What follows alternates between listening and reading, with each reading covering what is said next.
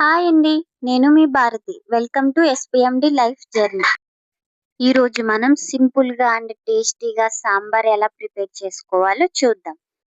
ఈ సాంబార్ తినడం వల్ల చాలా హెల్త్ బెనిఫిట్స్ ఉన్నాయండి. ఎందుకంటే ఇందులో చాలా వెజిటబుల్స్ వేస్తాం కాబట్టి. అవేంటో ఈ వీడియోలో మాట్లాడుకుంటూ వెళ్దాం. స్కిప్ చేయకుండా ఎండ్ వరకు చూసేయండి. ముందుగా ఒక గిన్నె తీసుకొని అందులో 2 గ్లాసెస్ వాటర్ వేసుకోవాలి. దానిలో ఒక టేబుల్ స్పూన్ సాల్ట్ వేసుకోవాలి.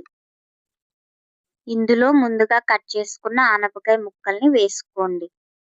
ఇంకా ఒక బంగాళదుంప ముక్కలు, ఇంకా చిన్నగా కట్ చేసుకున్న 2 టమాటా ముక్కలు, ఇంకా రౌండ్ షేప్ లో కట్ చేసుకున్న 2 క్యారెట్స్,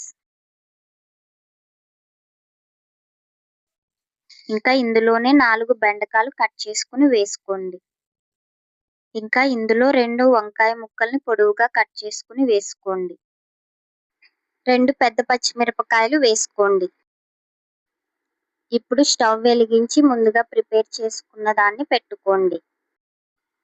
ఇప్పుడు వెజిటేబుల్స్ బాగా ఉడకనివ్వాలి.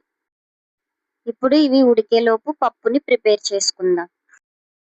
నేను పప్పు బాగా మెత్తగా అవ్వడం కోసం కుక్కర్ని యూజ్ చేస్తున్నాను. మీరు నార్మల్గా అయినా ఉడికించుకోవచ్చు. ఇప్పుడు ఒక గ్లాస్ పప్పు తీసుకోవాలి. ఇప్పుడు పప్పుని బాగా వాష్ చేసుకోవాలి. ఇప్పుడు వాష్ చేసుకున్న తర్వాత ఒక గ్లాస్ పప్పుకి 2 గ్లాసుల వాటర్ వేసుకోవాలి. ఇప్పుడు దానిలో ఒక టేబుల్ స్పూన్ సాల్ట్ వేసుకోండి. ఇప్పుడు మూత పెట్టి విజిల్ పెట్టుకోండి. ఇప్పుడు స్టవ్ వెలిగించి కుక్కర్ పెట్టుకొని 3 విజిల్స్ వచ్చే వరకు ఉడికించుకోవాలి. ఇప్పుడు 3 విజిల్స్ వచ్చిన తర్వాత ప్రెషర్ పోయాక విజిల్ తీసి చూస్తే చూడండి ఎంత మెత్తగా ఉడికిపోయిందో పప్పు. ఇప్పుడు పప్పు గుత్తి తీసుకుని ఇంకా బాగా మెత్తగా చేసుకోవాలి. ఈ విధంగా బాగా మెత్తగా చేసుకున్న తర్వాత ఇప్పుడు పెద్ద నిమ్మకాయ సైజ్ అంత చింతపండు తీసుకుని ఆ చింతపండు పులుసుని వేసుకోవాలి. ఇప్పుడు ఒక పెద్ద ఉల్లిపాయని తీసుకుని పొడుగ్గా కట్ చేసుకుని అందులో వేసుకోవాలి. ఇప్పుడు దీనిలో 2 టేబుల్ స్పూన్ల కారం వేసుకోవాలి. ఇంకా ఇందులో ఒక టేబుల్ స్పూన్ ఉప్పు, ఒక చిన్న బెల్లం ముక్క, ఇంకా కొద్దిగా ఇంగువ వేసుకోవాలి. ఇంకా ఇందులో 3 టేబుల్ స్పూన్ సాంబార్ పొడి వేసుకోవాలి. ఇంకా ఇందులోనే కొద్దిగా కరివేపాకు, కొద్దిగా కొత్తిమీర కూడా వేసుకోవాలి. ఇప్పుడు ఇందులో ముందుగా ఉడికించుకున్న వెజిటేబుల్స్ ని వేసుకోండి. ఈ వెజిటేబుల్స్ ని ముందుగా ఉడికించుకోవడం వల్ల ముక్కలన్నీ బాగా ఈవెన్ గా ఉడికి సాంబార్ టేస్టీగా ఉంటుంది. అదే సాంబార్లో ముక్కలు డైరెక్ట్ గా వేయడం వల్ల అవి బాగా ఉడకవు. ఒకటి త్వరగా ఉడికిపోతుంది, ఒకటి లేట్ గా ఉడుకుతుంది. సో ముందుగా ముక్కలు ఉడికించుకుని అప్పుడు సాంబార్లో వేసుకోండి. ఇప్పుడు ముక్కల్ని వేసిన తర్వాత అంతా ఒకసారి బాగా కలుపుకోవాలి. ఇప్పుడు స్టవ్ ఆన్ చేసి స్టవ్ మీద పెట్టుకోండి. ఇప్పుడు పొంగు వచ్చే వరకు మూత పెట్టుకోండి. మూత పెట్టుకోవడం వల్ల త్వరగా ఉడుకుతుంది.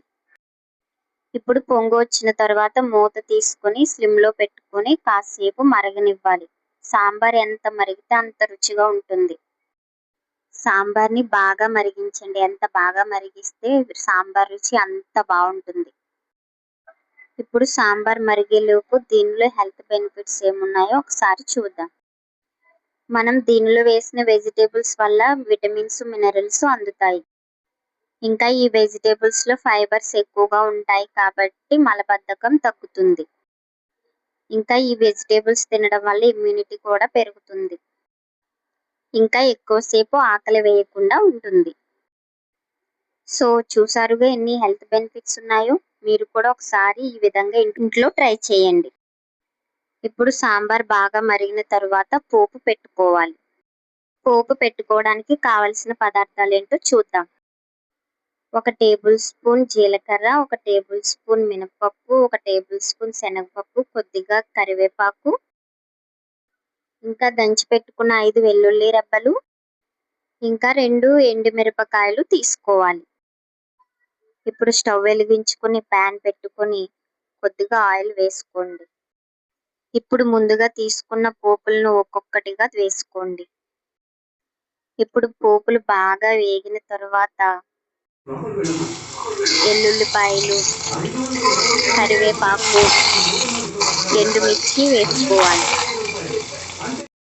ఇప్పుడు ఈ పోపులన్నీ బాగా వేగిన తర్వాత ముందుగా ప్రిపేర్ చేసుకున్న సాంబార్లో వేసుకోవాలి.